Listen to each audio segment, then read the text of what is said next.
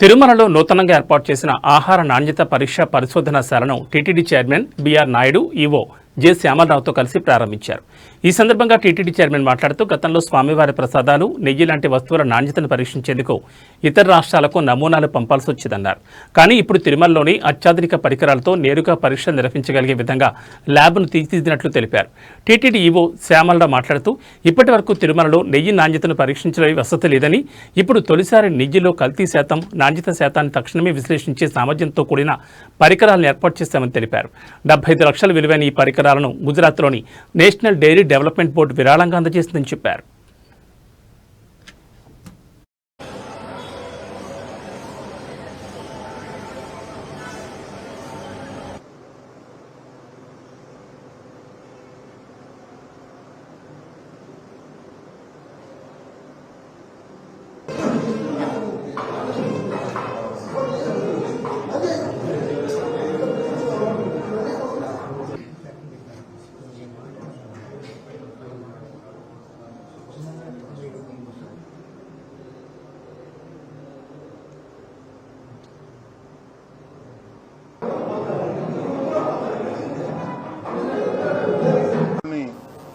మనం ప్రారంభోత్సవం చేసుకున్నాం.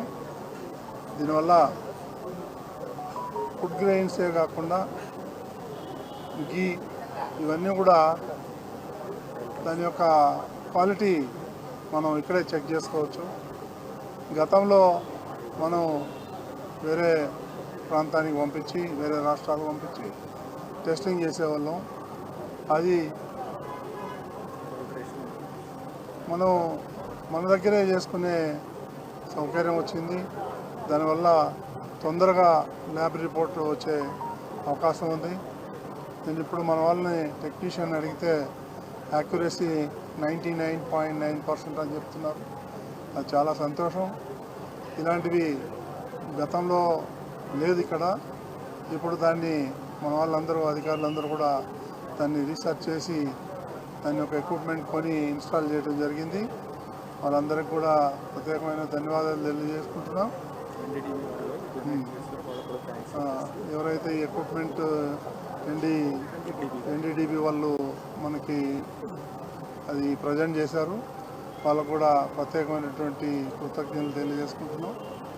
ఇలాంటివి ఇక మీదట కూడా సుమారు 20 కోట్లు ఖర్చు పెట్టి ఎఫ్ఎస్ఎల్ వాళ్ళు ల్యాబ్ ఏర్పాటు చేసే అవకాశం ఉంది. వాళ్ళు కూడా మన అధికారులతో నిరంతరం చర్చలు జరుగుతున్నాయి. అది కూడా త్వరలోనే దాన్ని కూడా ఇన్స్టాల్ చేస్తే మనం ఫుల్ ఫ్లెడ్జ్డ్గా ఈ టెస్టింగ్ ల్యాబ్ ఏదైతే ఉన్నాయో అవన్నీ కూడా బ్రహ్మాండంగా మనం మన దగ్గరే చేసుకునే అవకాశం ఉంటుంది. కాబట్టి త్వరితగతిన, ఇదివరకైతే మనం వేరే ప్రాంతాల్లో పంపాలంటే టైం టేకింగ్ ప్రాసెస్. సో అందుకని మనం ఈ యొక్క ఫెసిలిటీస్ ఏదైతే ఉందో మనం యూటిలైజ్ చేసుకొని దాన్ని సద్వినియోగం చేసుకునే అవకాశం మనకు మెండుగా ఉంది. ఓం నమో వెంకటేశాయ.